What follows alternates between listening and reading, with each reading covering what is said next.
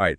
Hey, everybody. Thanks for tuning in again. Ready for another deep dive? You guys sent in some really interesting stuff about plant-based diets. Yeah, lots of questions. Definitely a hot topic these days. For sure. So we're going to be looking at some excerpts today, specifically from a text called Plant-Based Diets, Benefits and Challenges. Does. Sounds pretty comprehensive, right? It does, and that's exactly what we need because honestly, there's so much information out there, and I think a lot of people are kind of looking for that balanced perspective. Yeah. What are the real benefits, but also what are we really getting ourselves into? Exactly. Like, is this something that's sustainable long-term, hmm or is it just another fad diet that's going to disappear in a couple of years? Yeah, totally. So we're going to unpack all of that today, really dive deep into the science, the potential downsides, the whole nine yards, so you can make an informed decision for yourself. Perfect.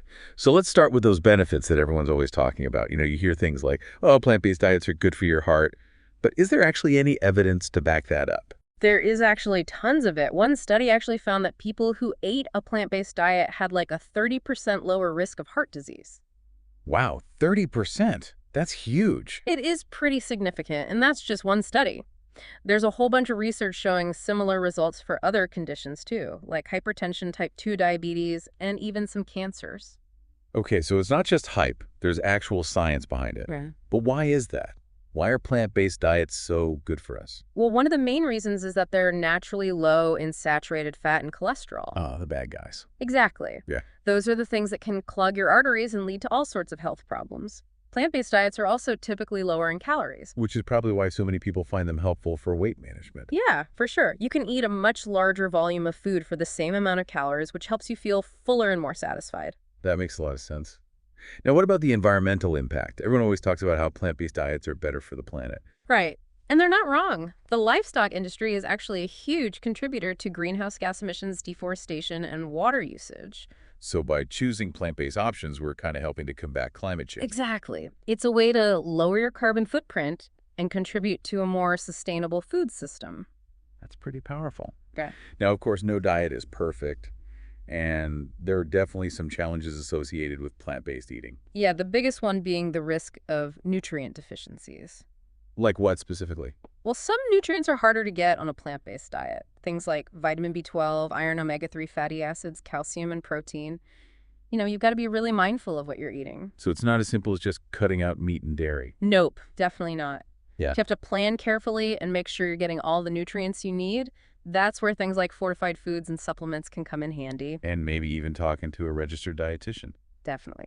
They can help you create a meal plan that's tailored to your individual needs and make sure you're not missing out on anything important. All right, so that's one challenge. What else is there? Well, there's also the social aspect of it. Food is such a big part of our culture and our social gatherings. It can be tough to stick to a plant-based diet when everyone around you is eating meat and dairy. I can definitely relate to that. I remember feeling super awkward at first when I'd go out to eat with friends, and I was the only one ordering a veggie burger. Yeah, it's definitely something you have to navigate. Yeah. But there are ways to make it easier, like focusing on the shared joy of food rather than the differences in your diets.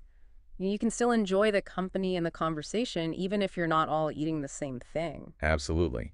And maybe even use it as an opportunity to introduce your friends to some delicious plant-based dishes, Exactly. right? Yeah, there you go. Speaking of challenges, I think cost is another big one that people often bring up. Yeah, there's this perception that plant-based diets are super expensive, which can be true if you're buying a lot of those specialty vegan products and meat alternatives. But you don't have to go that route, right? Yeah. Not at all.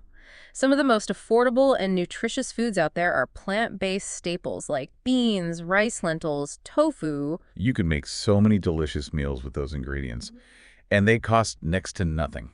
Exactly. It's all about being smart and resourceful.